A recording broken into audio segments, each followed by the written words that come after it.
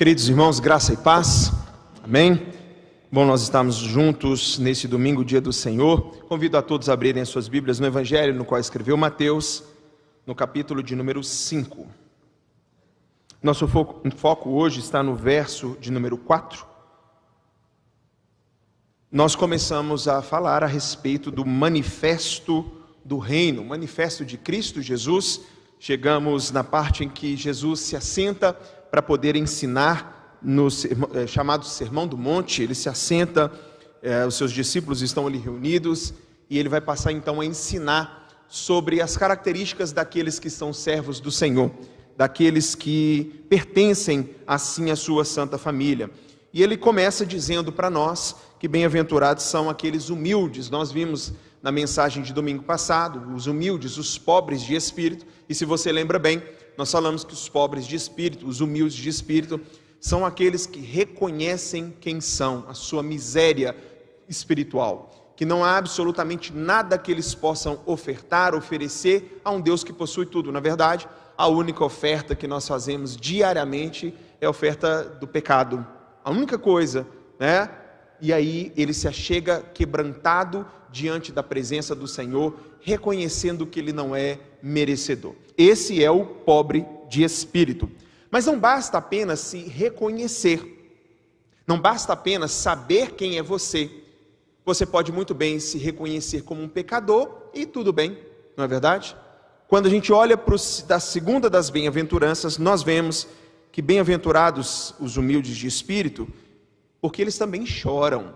Aquele que reconhece a sua falta, chora, e é sobre isso que eu quero tratar com os irmãos aqui nessa noite. Evangelho qual escreveu Mateus, capítulo de número 5, eu vou ler a partir do versículo 1 e leremos até o versículo 4. Diz assim: vendo Jesus as multidões, subiu ao monte, e como se assentasse, aproximaram os seus discípulos, e ele passou a ensiná-los dizendo: bem-aventurados os humildes de espírito, porque deles é o reino dos céus.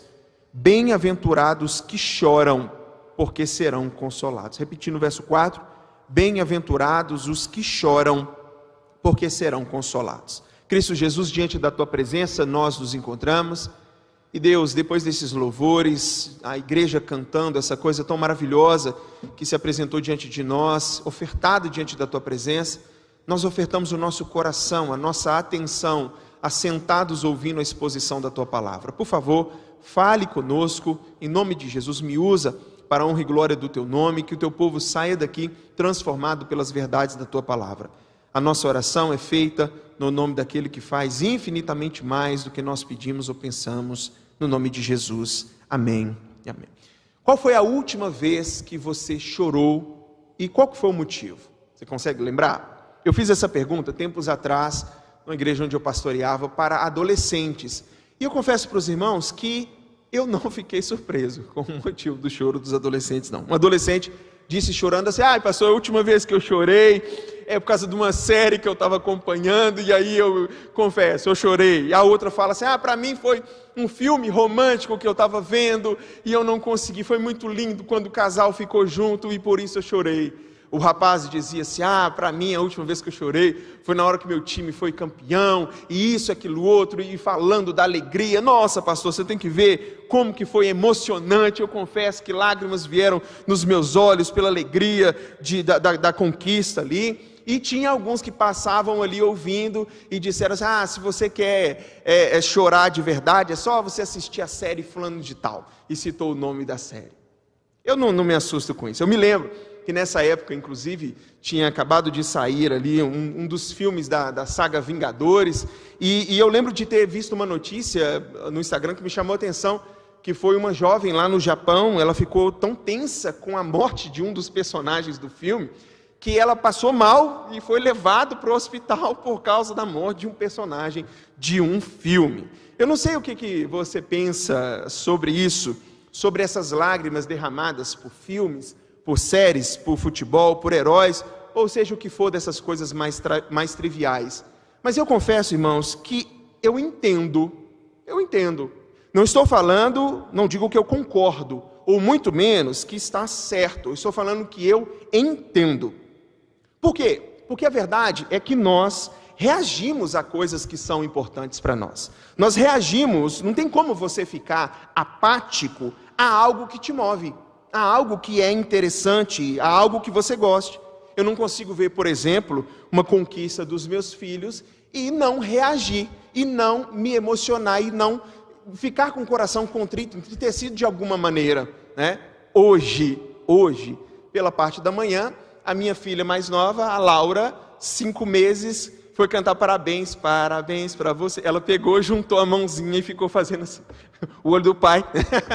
A gente faz isso, né? Eu lembro, o dia que o Leandro andou pela primeira vez, foi muito especial. 11 meses, ele estava fazendo 11 meses, eu estava filmando com o celular. Foi muito especial porque eu tenho esse vídeo do dia que meu filho andou pela primeira vez. A Luísa, ano passado, assim que ela chegou no IP, né? Assim que ela chegou da escola e falou assim, papai, e falou em inglês. Eu falei, meu Deus do céu, que coisa maravilhosa. Essas coisas, irmãos, mexem com a gente. Não tem como você ficar apático a algo que é importante para você. Então, seja filme, seja futebol, seja série, seja o que for, mexeu com o seu coração, você vai demonstrar emoções. Essas coisas são importantes e você vai demonstrar. Eu lembro do meu casamento. Adivinha quem que eu ficava assim, falando assim, vai chorar. Ela. Adivinha quem chorou? Foi desse jeito. Ver a minha esposa entrando na igreja, ver a realização de um sonho, os amigos, família, meu pai realizou a cerimônia, foi muito emocionante. Eu confesso para os irmãos que eu não consegui me segurar e chorei. Essa é uma memória, irmãos, que o tempo não conseguiu apagar e não vai conseguir de jeito nenhum, porque é algo importante para mim. Nós demonstramos nossas afeições pelas coisas que mexem conosco. Nós reagimos. Se é emocionante, nós choramos mesmo. Afinal, irmãos, nós somos homens, nós não somos máquinas.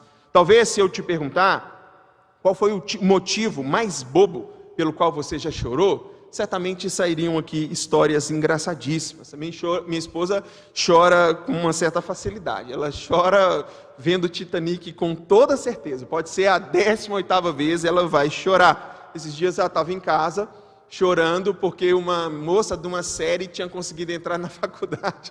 E eu estava chegando da casa administrativa e pego minha esposa chorando lá, assim, chorando por causa disso. Claro, nós somos humanos.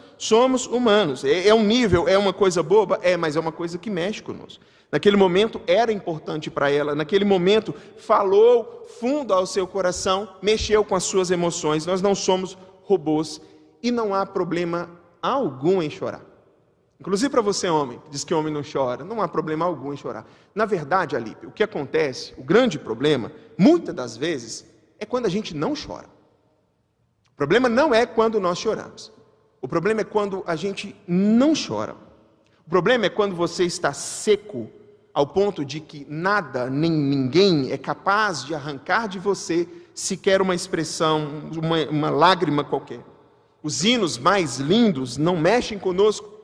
A pregação, por mais profunda que seja, não evoca nada, não provoca nada em você. Nenhuma expressão facial sai do seu rosto, que você está seco. O problema é quando você tem uma facilidade tremenda para chorar por coisas que são triviais, que muitas das vezes não merecem as nossas lágrimas, mas você não chora por aquilo que é verdadeiramente importante. Você se emociona com um time de futebol, mas você é seco quanto aos problemas familiares que você tem enfrentado dentro da sua casa. Você se emociona quanto ao rumo das eleições, seja positivo ou negativo na sua visão, mas você não solta um sorriso com a conquista do seu cônjuge, com a conquista do seu filho. Você se emociona com o filme, mas não consegue demonstrar sentimento com a história de um missionário que chega aqui e conta para nós quão difícil, quanta luta enfrentou dentro do campo. Se emociona com tudo, se emociona com o mundo, mas não chora pelas suas próprias misérias. Não chora, não lamenta, não se entristece, não tem um coração contrito pelos seus próprios pecados. Eu acho que ficou bem claro que coisas que são importantes para nós merecem, sim, a demonstração dos nossos sentimentos. Então eu te pergunto, qual foi a última vez que você chorou pela sua vida espiritual? Pela sua vida espiritual. Quando foi que você chorou, porque você entendeu que você é um pecador terrível. Se você já teve esse dia, e eu espero que sim, que você chora, quando você diz assim: Senhor, de novo, Senhor, de novo, cá estou eu, de novo, sofrendo pelo mesmo pecado, mais uma vez. Que seus pecados, quando você reconheceu que os seus pecados ferem a imagem desse Deus que é santo, desse Deus que é amável, desse Deus que é puro, e que te deu o bem precioso dele, que é Cristo Jesus, qual foi a última vez em que seu coração apertou por causa dos seus próprios pecados? Qual foi? Eu estou perguntando quando, na esperança de que talvez tenha algum dia na sua vida em que você fez isso. Mas tristemente, irmãos, é comum nós encontrarmos pessoas que nunca derramaram uma lágrima sequer por questões espirituais.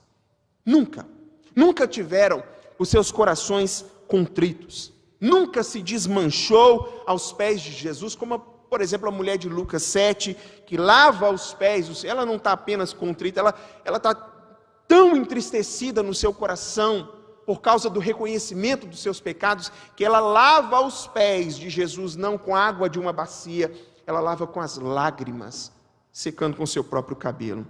A verdade, irmãos, é que não é difícil nós estarmos na igreja, trabalhando na igreja, mas secos espiritualmente. Uma sequidão. Se você tivesse vindo, se você veio, se você não tivesse vindo, tanto faz, tanto fez. Você chega em casa e às vezes você olha e fala assim: 2 horas se passaram de um culto, devo ter saído, devo voltar, e nada mudou. E nada. Você não teve uma reflexão profunda.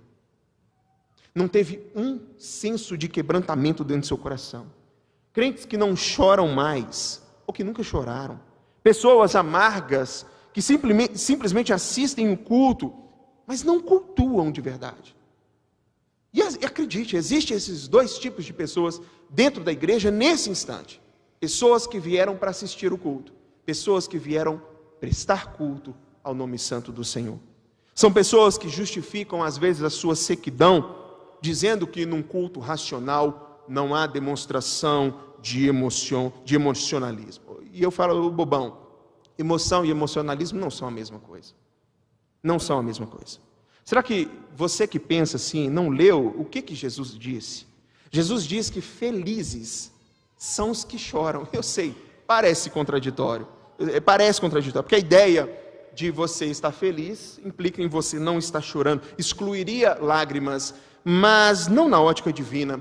Jesus diz que os que choram serão consolados, os que choram são felizes. Mas como entender isso? Será que se trata de um choro comum por qualquer tipo de coisa? Então, primeira coisa para nós entendermos aqui, irmãos, que eu e você precisamos, é de que esse choro que Jesus espera dos seus servos, não se trata de um choro carnal. Não se trata de um choro carnal. Quando, por exemplo, as suas vontades não são satisfeitas. Isso é um choro carnal. A gente tem exemplos assim. A gente vê Aminon, que era filho de Davi. Quando a gente olha para a história desse camarada, é simplesmente terrível.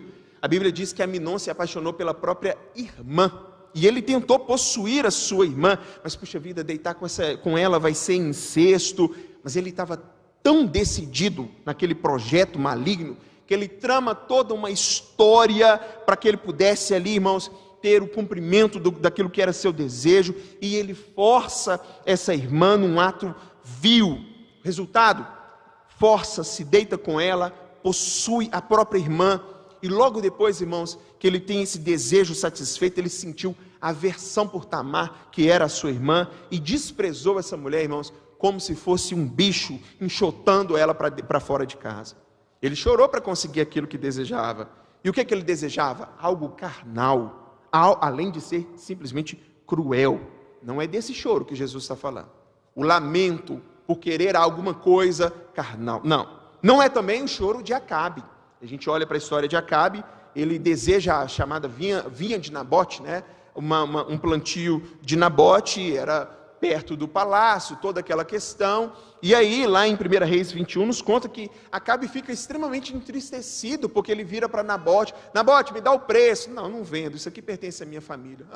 Fica todo entristecido porque Nabote não tinha vendido. Não é esse tipo de choro que Jesus está falando aqui no nosso texto. Muito menos aquele de Faraó, quando o Faraó liberta o povo de Israel, mas depois ele se arrepende disso. Por que eu fui fazer essa questão e tudo mais? Não é sobre esse tipo. Definitivamente não é o choro que o qual Jesus Cristo promete consolar. O segundo ponto, então, não se trata de muito menos, não se trata de um choro de remorso. Não é um choro carnal, não é um choro de remorso. E eu já falei para os irmãos a diferença que existe entre o remorso e o arrependimento. Não é a mesma coisa. Lembro de ter falado aqui com os irmãos que no remorso você tem uma tristeza que você foi pego. A tristeza está pelas consequências que virão do erro. No remorso a pessoa chora porque ela foi descoberta e isso vai trazer uma série de consequências. Eu lembro de ter falado com os irmãos, o rapaz que toma 0 na prova porque estava colando, ele está triste agora, está triste, estou triste, por quê? Tomou 0 na prova. Ele não está triste por ter burlado a regra, ele está triste porque ele foi pego. Se não tivesse sido pego, não tinha tristeza. E a diferença do arrependimento para o remorso é justamente isso. O arrependimento, essa tristeza que brota de maneira sincera dentro de si, sendo você pego ou não, uma tristeza genuína. E muitas das vezes o que mais a gente vê são remorsos. Um homem que foi pego no ato de adultério, ele se entristece porque se arrependeu ou porque foi remorso? Muitas vezes remorso. Ele está triste porque ele não está triste por ter quebrado os votos matrimoniais, ele está triste porque foi pego naquela situação. Talvez se não tivesse sido pego, continuaria na mesma prática. Óbvio que a pessoa pode cair em si, realmente se arrepender, Deus usar dessa situação, mas existe diferença entre o remorso e o arrependimento. Nós temos casos assim nas Escrituras. Nós vemos, por exemplo, o remorso de Caim. Quando Caim mata o seu irmão Abel, Deus o confronta com relação ao seu pecado. As consequências vieram sobre a vida de Caim. E o que Caim faz? O que ele faz? Ele se entristece. Se entristece por quê, Rui? Por ter matado o seu irmão? Não é por ter matado o seu irmão que ele está entristecido. Ele está entristecido porque Deus agora impôs sanções sobre a vida dele, penas sobre a vida dele, por causa do crime que ele cometeu. Você percebeu? O castigo era mais pesado do que a sua consciência. Lá em Gênesis 4:13, inclusive, vai dizer: então disse Caim ao Senhor, é tamanho o meu castigo, já não posso suportá-lo. O problema não foi ter assassinado o seu irmão, o problema foi ter recebido o castigo. Não se trata de quebrantamento, não se trata de alguém afligido pelo pecado, mas afligido pelas consequências. Você acha, e aqui é interessante que você olhe para dentro da sua vida, você acha que só porque você está entristecido, quer dizer que você está arrependido, né? Dá uma olhada aí. Peça ao Senhor para sondar o seu coração. Por quê? Porque você pode muito bem estar entristecido, chorando, você foi pego com a boca na botija. Você não está entristecido da maneira como o Senhor espera. Paulo fala sobre isso e eu queria que os irmãos abrissem comigo. Lá em 2 Coríntios, no capítulo de número 7, do verso 9 ao verso 10, 2 Coríntios, o apóstolo Paulo ele faz essa distinção, mostrando para nós a diferença que existe entre uma tristeza, entre o choro do arrependimento e o choro do remorso. 2 Coríntios, no capítulo de número 7, no versículo de número 9, vai dizer assim para nós, 2 Coríntios, capítulo de número 7, versículo de número 9. Agora me alegro, não porque fosses contristados, mas porque fosses contristados para arrependimento. Pois fostes contristados segundo Deus, para que de nossa parte nenhum dano sofresses. Porque a tristeza segundo Deus produz arrependimento, para a salvação, que a ninguém traz pesar, mas a tristeza do mundo produz morte. Ou seja, o que o apóstolo Paulo traz aqui? Distinção entre um arrependimento genuíno e aquilo que é puramente remorso do nosso coração. A tristeza do mundo e a tristeza que vem do céu são diferentes. Jesus requer de nós, irmãos, um arrependimento sincero. É algo que brota do nosso coração, é algo que gera verdadeiro quebrantamento. É de uma pessoa, irmãos, que entende que ela feriu primeiramente a Deus. Num caso, qualquer que seja o caso, primeiramente, esse jovem tomou 0 na prova. Primeiramente, ele ofendeu ao Senhor, para depois ter ofendido o seu professor, para depois ter ofendido os seus colegas de classe. para ter ofendido os seus pais que estão esforçando pelo seu estudo. Você está entendendo? Há uma tristeza primeiramente, irmãos, não por causa das consequências que isso vai gerar, mas por causa, irmãos, a quem nós estamos ofendendo no fim das contas. É alguém que chora não pelo medo das consequências, mas chora porque errou, chora porque feriu, porque traiu e se arrepende amargamente, ao ponto que se pudesse, Senhor, se eu pudesse entrar na máquina do tempo e voltar atrás, eu não faria isso. É o sentimento, não dá para fazer isso, mas é o sentimento daqueles que de fato, se arrependeram. Reverendo Augusto Nicodemos, ele tem uma frase excepcional sobre o assunto. Ele diz que arrependimento não é quando você chora, arrependimento é quando você muda. Ou seja, ali, o choro pode ser falso, mas uma mudança verdadeira, ela está mostrando que realmente houve transformação. Então, pastor, não é o primeiro choro, se tratando a respeito de um choro carnal, por coisas carnais, não é um choro de remorso. Qual que é esse choro que o Senhor promete consolar? É o terceiro e último dos pontos aqui para nós. Qual que é o choro que Jesus está falando? O choro que receberá consolo da parte do Senhor. É o choro, irmãos, de quem sabe quem é. Mais uma vez, esse texto ele está dentro das chamadas bem-aventuranças. Jesus está mostrando aqui quais são as características daqueles servos do seu reino, daqueles que são súditos no seu reino. E ele vai mostrar aqui para nós, irmãos, o choro de quem se olha no espelho e reconhece as suas misérias, que reconhece os seus pecados. Nós vemos esse tipo de sinceridade, por exemplo, na pessoa de Davi, quando confrontado pelo profeta Natan. Lembra? Quando Natan chega para poder, conta a história para ele, monta ali todo aquele cenário para ele, e o rei manda matar, eu quero saber quem que é esse homem. E Natan vira e fala assim: é o Senhor esse homem, o Senhor esse homem. Irmãos, Luciano, pensa em quantas coisas que Davi poderia ter feito contra Natan. Afinal, Natan não está falando para uma audiência, Natan está falando com o rei. Davi poderia chegar, olhar para ele e falar assim: quem mais está sabendo disso? Não, sou só eu e o Senhor. Ah, é? Dava um fim nele. Mas não é isso que Davi faz. Davi não se justifica, Davi não empurra com a barriga, Davi não joga para debaixo do tapete. Mas Davi, ele vai dizer: pequei contra o Senhor. Pequei contra o Senhor. Há um reconhecimento sincero do pecado que havia sido cometido. Esse, irmãos, é o coração de um homem arrependido, de um homem que reconhece quem realmente é. O salmista, inclusive, diz que ele é pecador assim desde que nasceu. Salmo 51:5 diz: eu nasci na iniquidade e em pecado me concebeu a minha mãe. Ele sabe que ele é pecador. Lembra do que nós falamos na última pregação? Nós chegamos à conclusão de que somos pecadores, que não tem como nos salvar, que somos totalmente dependentes da misericórdia do Senhor. É a conclusão que nós chegamos quando nós vimos sobre os humildes de espírito. Esse homem que reconhece os seus pecados é humilde de espírito. Mas uma coisa, irmãos, como disse no início do sermão, uma coisa é quando eu reconheço que eu sou pecador, e outra coisa é quando eu choro por causa disso, é quando eu me lamento por causa disso. Há uma diferença muito grande, irmãos. Olha para dentro aqui, para aqueles que são pais, na vida dos filhos de vocês.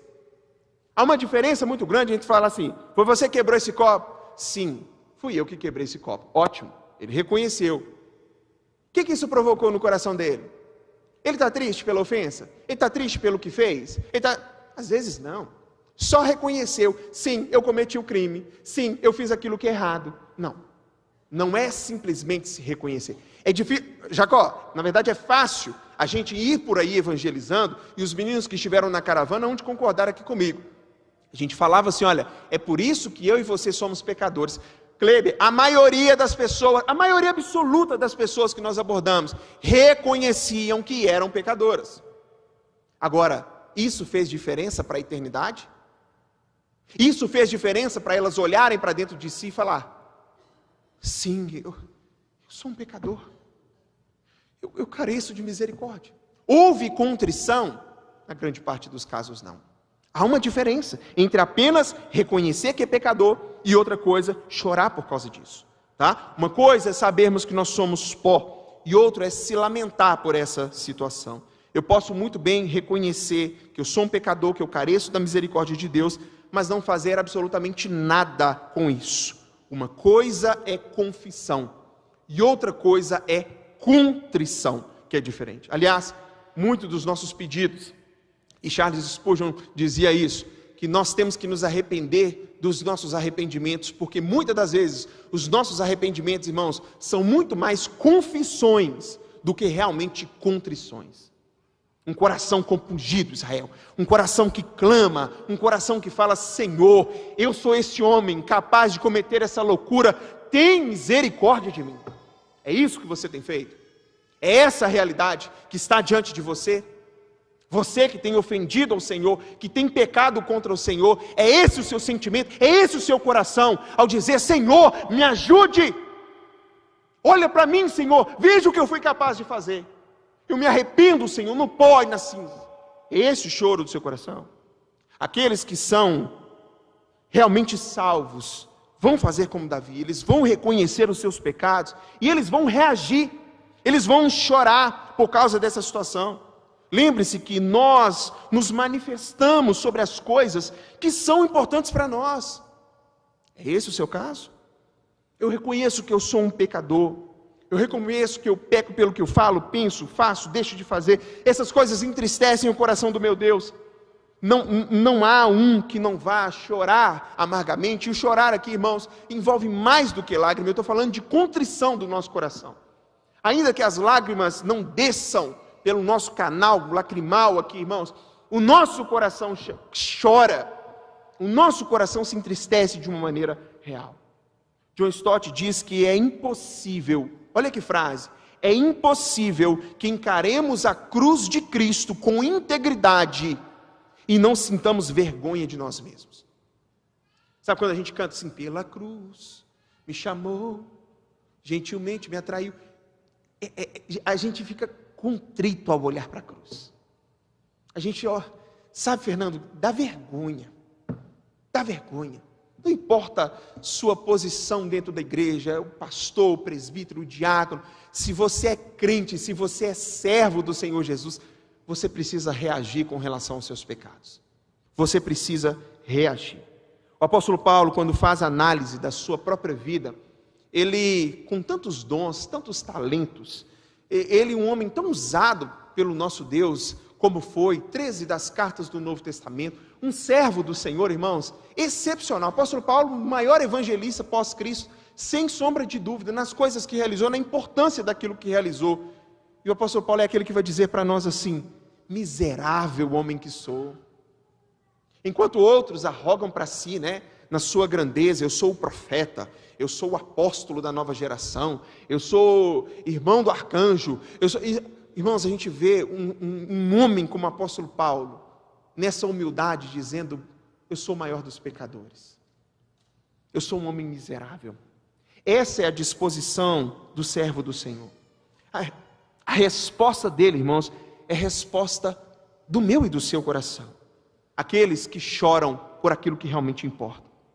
Graças a Deus por Jesus Cristo, nosso Senhor. É isso que o apóstolo Paulo fala. Porque nenhuma condenação há para aqueles que estão nele, para aqueles que estão em Cristo Jesus. Você que chora pelos seus pecados, eu tenho uma palavra de Deus para você. Você que reconhece a sua maldade, você que chora pelos seus pecados, o pecado do próximo, que faz como Jesus, que chorou por corações endurecidos, que, como o salmista diz: torrentes de água nascem dos meus olhos, porque os homens não guardam a tua lei. Ou seja, você que se importa com o seu próximo também, que, como Jeremias, chamado de o profeta chorão, chora pela restauração de Israel, que, como Paulo, chora pelos inimigos da cruz, saiba que a você pertence o consolo. Em Cristo Jesus nós temos a promessa de que bem-aventurados são os que choram, porque eles serão consolados. Hoje, na última aula da nossa escola dominical, junto com os adolescentes, nós ministrando um texto de Apocalipse 21, uma das promessas maravilhosas que fizemos questão de focar, foi na que o Senhor enxugará dos nossos olhos toda lágrima. Essa é uma promessa de consolo. Um dia, Petrônio, já não vai ter mais pecado na sua vida. O pecado já não vai ter mais o efeito devastador que ele tem sobre os nossos corações, sobre a nossa vida. E ali, irmãos, quando Jesus de uma vez por todas acabar com aquilo que é mal, acabar com o inimigo, o Senhor promete que já não haverá mais lágrimas de tristeza, apenas lágrimas de alegria diante da sua presença. Essa é uma promessa que não é para todos. Esse não é um consolo, ele não é um consolo para todos. Esse é um consolo para aqueles que são humildes, para aqueles que reagem, que choram, que se humilham diante da presença do Senhor. Você que viu dias sombrios dentro do seu lar e chorou. Você que viu essa igreja passar por momentos de crise e chorou, pedindo a Deus que olhasse para nós.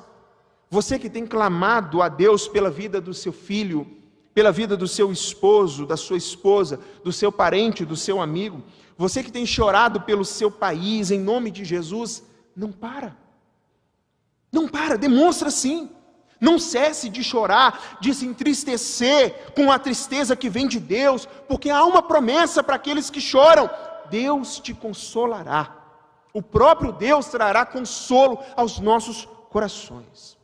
E eu quero concluir, irmãos, dizendo que muitas das vezes nós temos nos apoiado tanto na graça do Senhor, essa graça que Dietrich Bonhoeffer dizia que era graça barata. A graça de Deus maravilhosa, como se assim, o Senhor não cobrasse nada daqueles que lhe pertencem. Muitas vezes nós temos tanto apoiado na graça, achando que só porque Deus é gracioso, perdoador, nós podemos viver uma vida aí do jeito que quisermos, né? Fazendo pouco caso dos nossos pecados. Queridos, não existe suficiente tristeza por causa do pecado que há em nós. Você precisa chorar, você precisa reagir, você precisa ter tristeza verdadeira.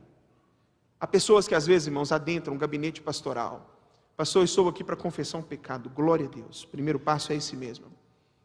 E eu gostaria de contar isso. É mesmo? E que mais, meu irmão? Não, pastor, é só isso mesmo. Vai ficar só nessa confissão? Pastor, o que o senhor espera? Não é o que o pastor espera. É o que o Senhor espera. O que o Senhor espera, meu irmão, é tristeza. É tristeza. Que muitas das vezes é confissão por confissão. Tem de ter contrição. 3 coisas para nós meditarmos e irmos para a nossa casa, pensando. Você tem chorado pelos seus pecados? Você tem chorado pelos seus pecados? Ou você simplesmente diz: Deus é bom, vai me perdoar, porque Ele vai perdoar todos aqueles que se arrependerem sinceramente dos seus pecados. Um coração quebrantado e contrito, o Senhor não rejeita. E eu vou repetir: um coração quebrantado e contrito, o Senhor não despreza, não rejeita. Mas há uma reação da parte daquele que pecou. Você tem chorado pelos seus pecados? Segundo, você tem chorado pelo pecado do outro? É sério, se entristecido pelos pecados do seu irmão? Quando você fica sabendo, por exemplo, da queda de fulano, a queda de ciclano. Recentemente um pastor renomado dos Estados Unidos caiu em adultério. Se você ficou sabendo disso, qual que foi a sua reação?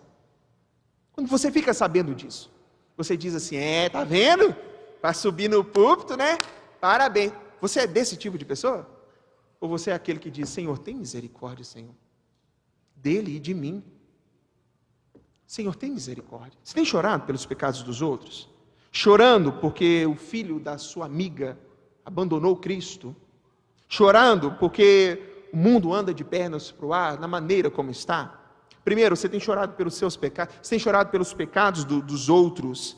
E como é que você vai reagir? Terceiro e último, como você vai reagir a partir de hoje, sabendo que você precisa estar mais sensível às coisas espirituais? Como? Você responda para o Senhor nesse instante.